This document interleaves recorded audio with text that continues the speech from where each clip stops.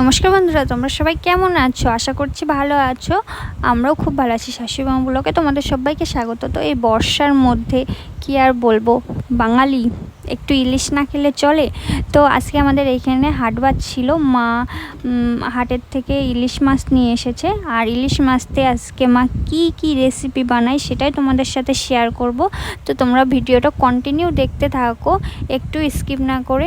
আর আমাদের গ্রামের হাট তোমাদেরকে অনেক ভিডিওতে দেখিয়েছি, আর তোমরা যদি এখনও কেউ না দেখে থাকো আমাকে কমেন্ট করো, তোমাদেরকে নেক্সট ভিডিওতে দেখিয়ে দেব।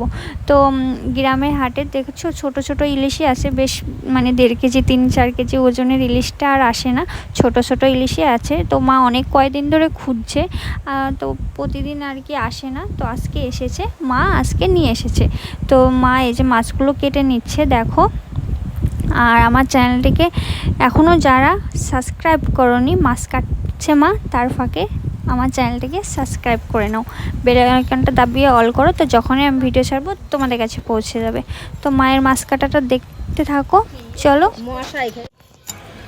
তো মায়ের মাছ কাটা কমপ্লিট হয়ে গেছে, দেখো মা সুন্দরভাবে মাছটা কেটে নিয়েছে।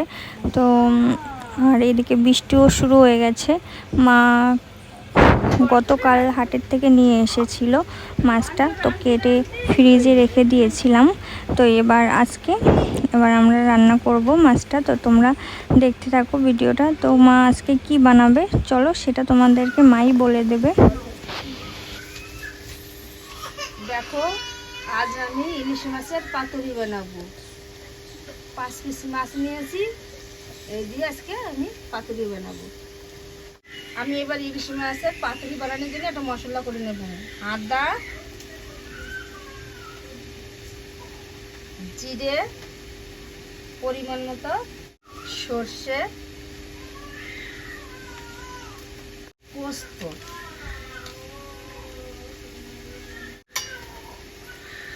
কাঁচা লঙ্কা। এবার আমি একটু মশলা করে নিই। জিরে, মশলাটা আমার রেডি।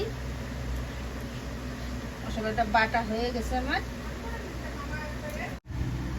10 মিনিট আগে আমি একটু হলুদ, লবণ,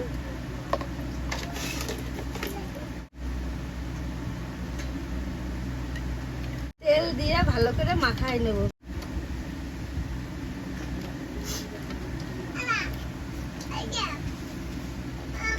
বন্ধ।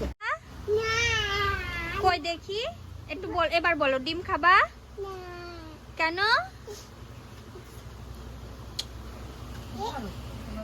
দেখো আমার 10 মিনিট হয়ে গেছে, এই যে মশলাটা রেডি। এবার আমি মশলাটা দিয়ে মাছটা ভালো করে মাখিয়ে নেব। এতে আবার একটু হলুদ দেব, লবণ দেব। লবণটা কম করে দেব কারণ আগে মাছে দেয়া আছে।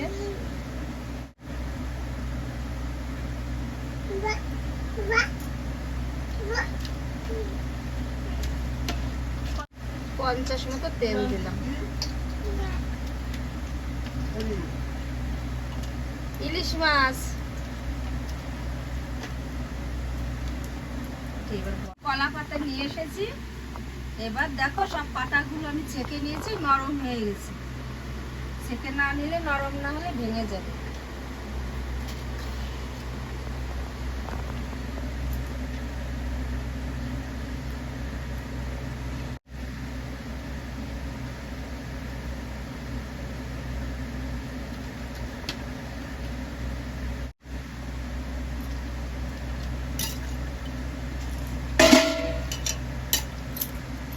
কাঁচা লঙ্কা দেব,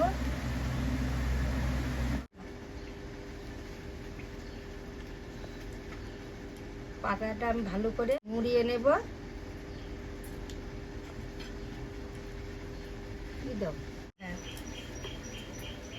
আগে মশলাটা এইভাবে দিয়ে নেব, তারপরে আমি মাছটা দিলাম, আর একটু দেব।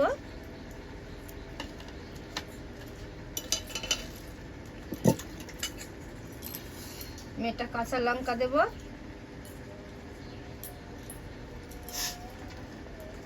সামান্য একটু সর্ষের তেল দেব।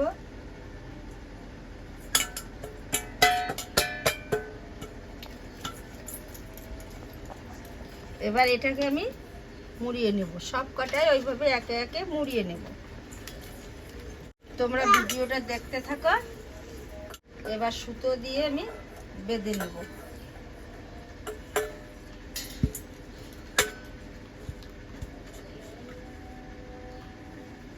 দেখো মাছগুলো আমার সব মুড়ানি হয়ে গেছে পাথায়। এখন আমি কড়াই বসি, কড়াই গরম হয়ে গেছে। এটা আমার গরম হয়ে গেছে, আমি একটু তেল দিয়ে দেব কড়াইতে।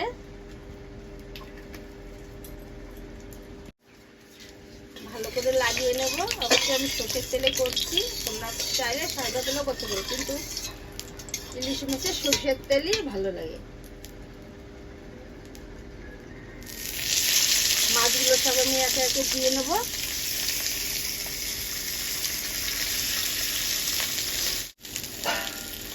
এবার ঢাকা দিয়ে নিলাম।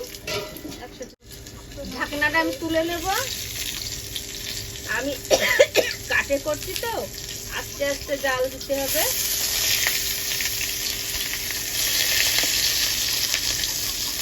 দেখো কি সুন্দর হয়ে গেছে, সত্যি দেখে নিচ্ছি। আমি এবার ঢাকা দিয়ে দেবো, আস্তে আস্তে হোক। দেখো আমার সুন্দরভাবে হয়ে গেছে, খুব সুন্দর হয়েছে। এবার আমি একে একে তুলে নেব।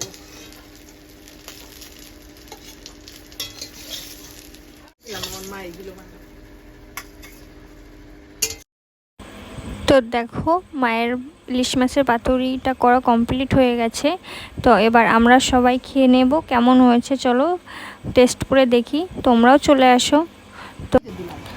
তো মায়ের ভাত বাড়া কমপ্লিট হয়ে গেছে, দেখতেই পাচ্ছ। ভাত আর সাথে ছিল ইলিশ মাছের মাথা দিয়ে কুমড়োর ঘন্ট, আর ছিল ইলিশ মাছের পাতুরি। তো চলো এবার টেস্ট করে দেখি কেমন হয়েছে।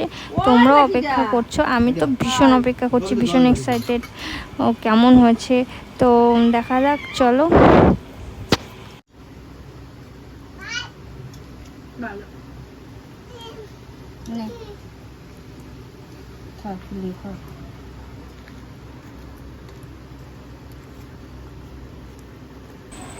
তো আমি এবার টেস্ট করে দেখছি, তোমরাও চলে আসো।